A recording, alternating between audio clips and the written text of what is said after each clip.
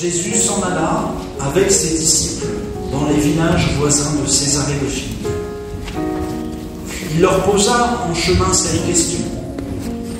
Qui suis-je d'après les hommes? Ils répondirent Jean-Baptiste, d'après certains Élie, d'après d'autres l'un des prophètes. Et d'après vous, qui suis-je? Leur demanda-t-il. Pierre lui répondit, tu es le Messie.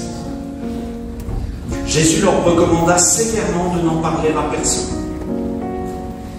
Alors il commença à leur enseigner qu'il fallait que le Fils de l'homme souffre beaucoup, qu'il soit rejeté par les anciens, par les chefs des prêtres et par les spécialistes de la loi, qu'il soit mis à mort et qu'il ressuscite 3 jours après. Il leur disait cela ouvertement. Alors Pierre le prit à part et se mit à le reprendre. Mais Jésus se retourna, regarda ses disciples et réprimanda Pierre en disant « Arrière, Satan, car tes pensées ne sont pas les pensées de Dieu, mais celles des hommes. » Puis il appela la foule avec ses disciples et il leur dit « Si quelqu'un veut être mon disciple, qu'il renonce à lui-même, qu'il se charge de sa croix et qu'il me suive. En effet, celui qui voudra sauver sa vie la perdra. Mais celui qui la perdra à cause de moi et de la bonne nouvelle la sauvera. Et que servira-t-il à un homme de gagner le monde entier s'il perd son âme?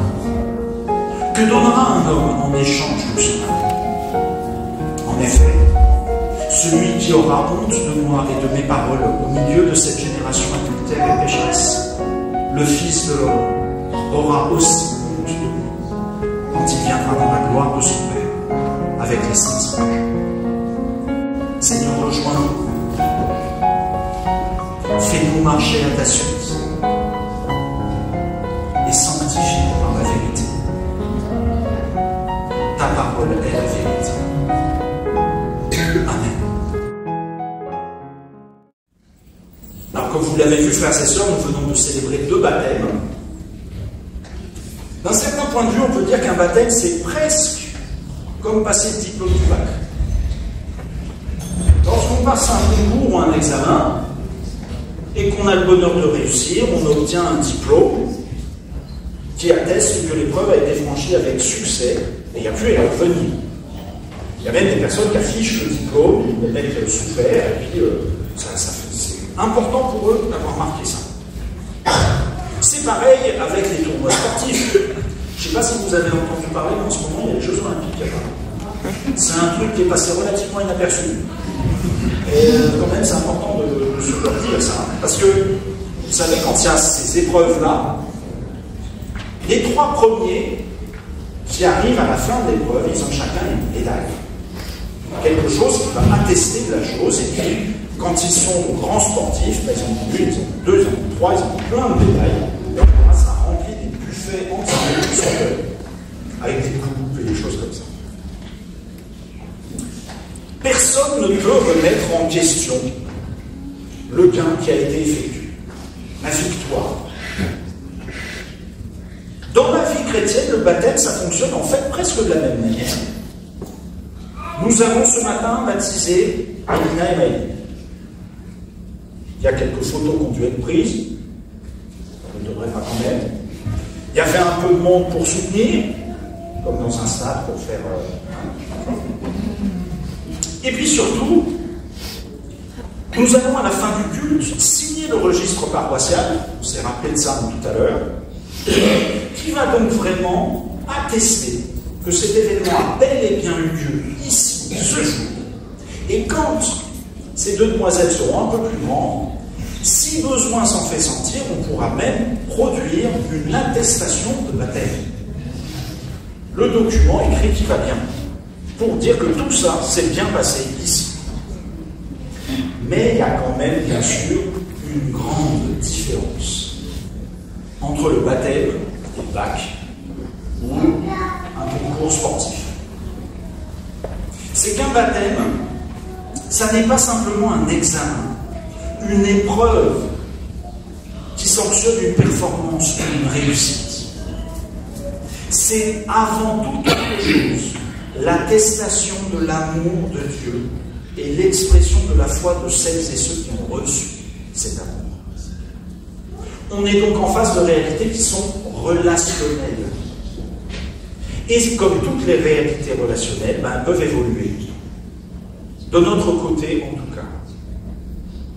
Parce que nous croyons et nous savons que Dieu est fidèle.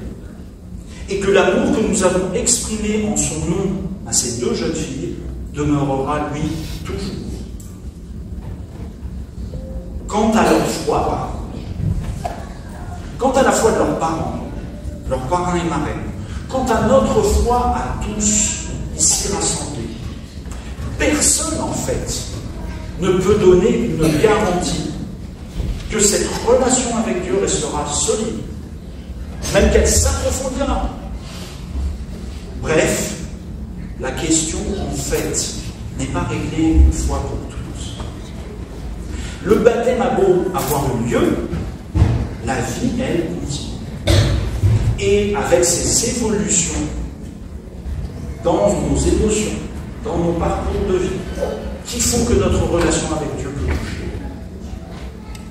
Et c'est face à cette question essentielle que notre texte d'aujourd'hui, je crois, nous apporte une réponse, bien sûr précieuse, mais très impliquante. Qui est Jésus-Christ pour moi? C'est la réponse à cette question qui permet de reconnaître un chrétien. C'est donc à travers cette question que l'Église elle-même se définit, puisque l'Église, c'est l'assemblée des femmes et des hommes qui s'accordent pour donner une réponse commune à cette question. L'épisode que nous venons d'entendre donne la description dans l'Évangile de Marc de cette réponse, et elle a donc une importance et une gravité toute particulière. Parce que la réponse à cette question, elle est tout sauf innocente. Ça tient au fait qu'en fait, ce qui motive cette réponse, ça a peut-être autant de poids que la forme qu'on lui donne verbalement. Il faut qu'il y ait coïncidence entre ce qui se passe dans mon cœur et ce que je dis dans ma bouche. Il faut que ça corresponde. Il ne suffit pas de dire que Jésus est le Messie, le Seigneur, mais il faut que cette affirmation se traduise dans nos vies par un comportement particulier qui traduit le lien entre la personne qui parle et le Seigneur lui-même. Un lien créé par ce que Dieu a fait en Jésus-Christ pour cette personne. Affirmer sa foi en disant qui est Jésus, c'est donc pas seulement prononcer une série de termes corrects sur le plan doctrinal, c'est aussi exprimer à travers ces mots-là l'amour qu'on a reçu et qu'on reçoit encore et toujours de Dieu, par le Saint-Esprit, à travers Jésus-Christ, et qu'on lui retourne en l'affirmant, et qu'on retourne à son entourage en vivant la foi. Et cet amour, c'est pas n'importe quel amour, puisque c'est la source de tout amour véritable. Le dialogue entre Jésus et ses disciples nous entraîne ainsi dans les profondeurs de l'amour de Dieu pour les humains. Et pour atteindre à cette profondeur, Jésus doit nous faire débroussailler d'abord toutes les considérations un petit peu superficielles qu'on pourrait avoir relativement à sa personne. C'est ainsi qu'il s'y est pris avec ses disciples, comme nous allons voir, et qu'il peut encore s'y prendre aujourd'hui. La première question que Jésus pose, c'est « Qui suis-je » au dire des hommes, d'après eux. Et alors les disciples font l'inventaire des réponses qu'ils ont pu entendre. Celles-ci, elles ont toutes un point commun, c'est qu'elles sont inexactes.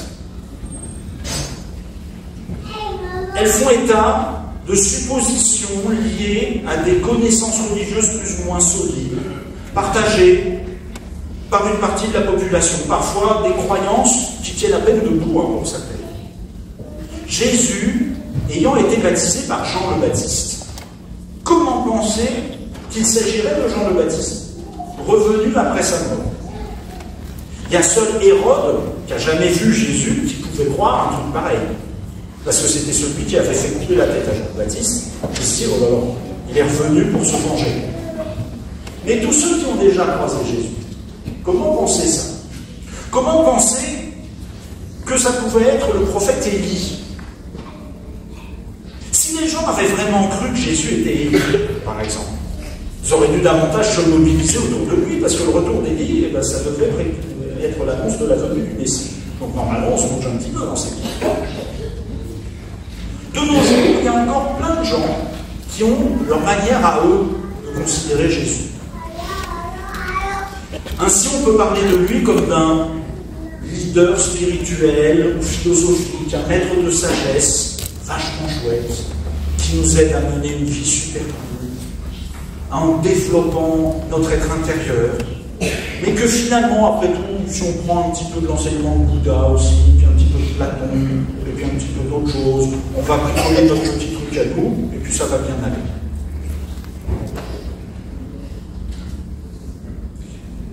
Il y a d'autres gens pour qui, de toute façon, c'est simple, Jésus, c'était un fou. Il était complètement idéaliste, ça ne sert à rien. Bien, c'était un dangereux manipulateur, un gars qui a pu prendre le pouvoir d'une manière un peu discordue, et donc il faut se méfier de tout ça. Et c'est alors que Jésus pose une deuxième question. Et là, ça devient un petit peu moins, si j'ose dire, facile. L'implication est beaucoup plus radicale. Et d'après vous, qui suis-je? Il me semble essentiel d'entendre Jésus nous poser ces questions à nous aussi, chacun personnellement aujourd'hui. D'après toi, qui suis-je? Nous ne pouvons pas nous contenter de répéter la réponse de Pierre comme des perroquets, ou d'y adhérer après une réflexion toute humaine, comme si Pierre lui-même avait énoncé sa réponse au terme simplement d'une réflexion personnelle, avec un petit éclair de génie à la fin. Pendant longtemps, moi j'ai pensé que c'était passé. Et c'était pour ça qu'on pouvait comprendre qu'après, il n'avait pas bien poursuivi la réponse. Aujourd'hui, je crois que c'est plus le cas. Simplement d'abord parce que Matthieu, dans la façon qu'il a eu, lui, dans son évangile, de nous présenter l'événement, mentionne une phrase que Jésus a prononcée à Simon au moment où il a donné cette réponse-là, qui me paraît très intéressante. Matthieu dit « Tu es heureux, Simon, fils de Jonas, car ce n'est pas une pensée humaine qui t'a révélé cela, mais c'est mon Père céleste. » Dire en vérité, de façon impliquante, personnellement, de Jésus qu'il est le Messie, le Seigneur, ça ne peut pas venir d'une simple réflexion. Parce que ce que les hommes ont vu de Jésus à son époque, ça ne correspondait tout simplement pas à ce qu'on attendait du Messie. Est-ce que le Messie était un chef de guerre? Exactement. Il s'agissait que ce soit un libérateur qui allait flanquer les Romains dehors. Est-ce que c'est ce que Jésus a fait? Pas trop. Il s'y est pas pris de cette façon-là. Alors on pouvait se rapprocher en disant, oui, mais le Messie c'était aussi un guérisseur. Ça c'est vrai, Jésus a guéri plein de gens. Mais il n'a pas fait que guérir des gens. Il a quand même fait un certain nombre de trucs dont on n'avait jamais entendu parler avant. Ses disciples l'ont vu marchant sur les eaux. Il a distribué des pains à une foule absolument incroyable, alors qu'ils n'avaient que quelques petits morceaux au départ. Il a fait un certain nombre de choses comme ça, qui en fait, quand on y réfléchit, sont d'abord le signe de l'action de Dieu en personne. Vous ne trouvez pas? Et puis, il est aussi, c'est vrai, entré en conflit ouvert avec les autorités religieuses de son temps. Ça, on pourrait se dire, oui, mais si c'était ça, il fallait qu'il se couche au quotidien. Mais là, il l'a fait d'une façon tellement bouleversante par rapport à ce qu'on avait l'habitude d'entendre, que ça ne pouvait pas juste venir d'un raisonnement humain qu'on se dise, c'est lui en fait le Messie. Ça partait trop dans des situations et dans des directions qu'on ne pouvait pas maîtriser nous-mêmes. Discerner le Messie jusque là où Jésus est allé dès ce moment-là. Voilà qui, je crois, ne peut être que l'œuvre du Saint-Esprit dans le cœur de Simon. Voilà pourquoi pourquoi nous-mêmes aujourd'hui, on ne peut pas se contenter d'une simple récitation des affirmations de la foi, en pensant que ça suffit pour devenir chrétien. Pour chacun de nous, la relation avec Jésus doit être le fruit de l'action de Dieu en nous. Pour chacun de nous et pour chacun de nos jours. Car ce fruit n'est pas établi définitivement, une fois pour toutes. Et c'est la terrible suite du dialogue entre Simon et Jésus. Parce qu'aussi rapidement et mystérieusement qu'il a été inspiré pour donner sa réponse, Simon-Pierre a fermé son cœur presque tout de suite à l'action de l'Esprit ensuite. Mes frères et sœurs, ça peut nous arriver à tous. Nous pouvons penser avoir mis la main sur Jésus, savoir qui il est, le maîtriser, et puis on l'a dans la poche comme une paire de clés. Parce que Dieu est humilité et amour. Il ne peut pas demeurer dans cette attitude-là. Il ne peut pas demeurer dans des cœurs orgueilleux, trop sûrs d'eux-mêmes. Ah, l'humilité et l'amour, c'est facile, ça, en apparence. Pas de souci, ben oui, on est tous sains. Vous savez, c'est un truc assez curieux, ça. Il n'y a jamais eu de concours mondial de l'humilité. Parce que je ne sais pas s'il y aurait des candidats, je pense. C'est que c'est pas si facile que ça. Comment l'humilité et l'amour de Dieu se déclinent-ils? Écoutons Jésus. Alors il commença à leur enseigner qu'il fallait que le Fils de l'homme souffre beaucoup, qu'il soit rejeté par les anciens, par les chefs des prêtres, par les spécialistes de la loi, qu'il soit mis à mort et qu'il ressuscite 3 jours après. L'humilité de Dieu, c'est ça. L'amour de Dieu, c'est ça. On voit bien que ce n'est pas si facile que ça. Mais voilà comment nous pouvons nous ouvrir aussi à cet amour. Parce que l'ouverture de nos cœurs ne peut être qu'au diapason de cet amour-là et de cette humilité-là. Faute de quoi, ce qu'on met sur les mots salut, grâce, là, ce n'est pas leur véritable sens. Ces souffrances du Christ, c'est ça que Simon-Pierre n'a pas pu accepter. Oh, je ne voudrais pas le juger sur la fermeture de son cœur. J'ai besoin de considérer combien le mien se referme aussi très facilement. Parce que, frères et sœurs, aujourd'hui, c'est à moi, c'est à chacun d'entre nous que Jésus dit ces choses-là. La passion, la croix, la mort, la résurrection de Jésus, ce ne sont pas juste des événements historiques qui ont lieu il y a 2000 ans. Encore aujourd'hui, spirituellement, ces choses-là sont vivantes. C'est lié, ça, à un petit détail que la lettre même du texte de l'évangile de Marc nous permet de voir. Pour des raisons de concordance des temps, la traduction qu'on a entendue ne permet pas de l'entendre. Mais en fait, il n'est pas écrit, alors il commença à leur enseigner qu'il fallait que le Fils de l'homme souffre beaucoup. Dans le texte grec d'origine, c'est pas il fallait, c'est il faut, au présent. Alors il commença à leur enseigner qu'il faut que le Fils de l'homme souffre beaucoup. C'est pas, à mon avis, une erreur de grammaire de Marc. C'est une vérité spirituelle abyssale. Il faut que le Fils de l'homme souffre beaucoup. Qu'il soit rejeté par les anciens, les chefs des prêtres, les spécialistes de la loi. Qu'il soit mis à mort et qu'il ressuscite 3 jours après. Et plus encore, si je suis ce que Jésus a dit lui-même dans la deuxième annonce de sa passion, un peu plus tard, le Fils de l'homme est livré entre les mains des hommes. À nouveau se présente. Oui, aujourd'hui encore, Jésus est livré entre nous. Ah, pas physiquement, comme quand il était sur terre, mais spirituellement, comme cela a toujours été, jusqu'à la fin du monde ce soir. Par amour, par humilité, Dieu le Fils est livré entre nos mains. Pour que nos mains qui veulent si vite se refermer sur lui, comme sur tous ceux qui tombent entre nos mains, pour garder le contrôle, la possession, la maîtrise, pour que ça finisse par se souffrir, pour qu'on le laisse aller. Le Fils de l'homme aujourd'hui est livré à notre raison, à notre idéologie, à nos certitudes, à notre morale, à nos peurs, même à notre piété.